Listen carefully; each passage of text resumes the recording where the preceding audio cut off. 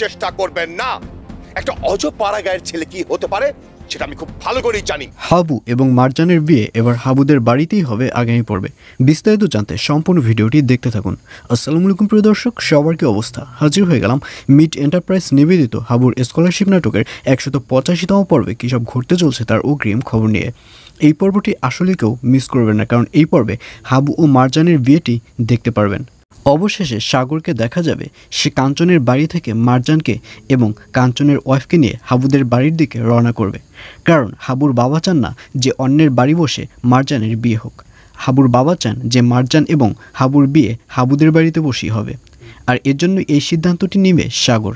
এবং এক পর্যায়ে হাবু ও মারজানকে দেখা যাবে তাদের দুজনকে এক স্থানে বসিয়ে বিয়ের সকল প্রিপারেশন শুরু করে দেবে।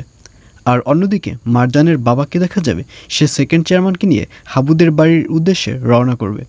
আর ঠিক তখনই হুদা মাস্টার এবং কাঞ্চনের সাথে সেকেন্ড চেয়ারম্যান ও মারজানের বাবার দেখা হয়ে যাবে।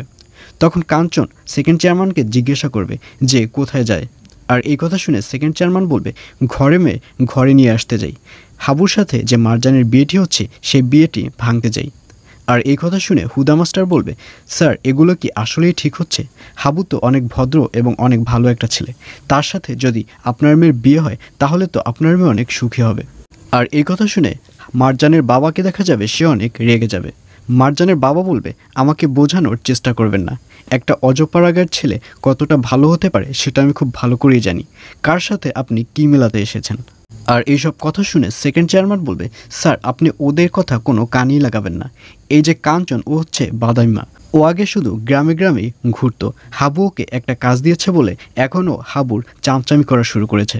আর অন্যদিকে এই যে হুদা মাস্টারকে দেখছেন, ওর ঘরে একটা সুন্দরী মেয়ে আছে আর ওর মেয়েকে দেখাশোনার দায়িত্ব নিয়েছে হাবু।